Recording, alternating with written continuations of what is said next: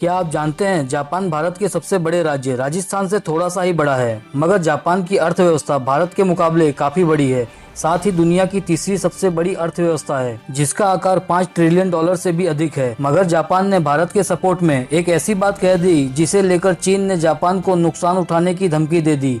दरअसल पिछले महीने जापान के प्रधानमंत्री शिंजो अबे ने कोरोना वायरस से लड़ने के लिए आपातकाल की घोषणा कर दी थी। साथ ही अपने देश की अर्थव्यवस्था को गति देने के लिए 1 ट्रिलियन डॉलर राहत देने के पैकेज का ऐलान किया, जो कि जापान की कुल जीडीपी का लगभग 21% है। अगर जीडीपी के आधार पर देखा जाए तो ये राहत पैकेज किसी भी देश के राहत पैकेज के मुकाबले सबसे ज्यादा है। मगर जापान इन पैसों को चरणबद्ध तरीके से खर्च करेगा और इस पैसे का एक बड़ा हिस्सा जापान चीन से अपनी कंपनियों को निकालने में भी इस्तेमाल करेगा, जिसे लेके चीन पहले ही अपनी नाराजगी जता चुका है। मगर अब जापान की कंपनियां चीन से निकलकर भारत जाने की तैयारी कर रही हैं। साथ ही भारत भी जापानी कंपनियों का स्वागत करने को तैयार है। हालांकि ये सारी बातें फोन के जरिए जापान और भारत के विदेश मंत्रियों के बीच में हुई थी, मगर ये खबर सामने आने के बाद चीन की सरकारी अखबार ग्लोबल टाइम्स ने जापान को धमकी भरे अंदाज में जवाब दिया है कि जापान चीन से व्यापारिक संबंधों को बिगाड़ने की दिशा में काम कर रहा है। साथ ही जापान को इसका नुकसान विभिन्न क्षेत्रों में उठाना पड़ेगा, यानी कि चीन एक तरह से जापान को समुद्र सीमा में परेशान करने की धमकी दे रहा है। हालांकि जापान का कहना है कि हमारी कंपनियों ने अपने मूल्यांकन में भारत को दूसरे देशों के मुकाबले बेहतर पाया है। ऐसे में अगर जापानी कंपनियां चीन से भारत जाना चाहती हैं तो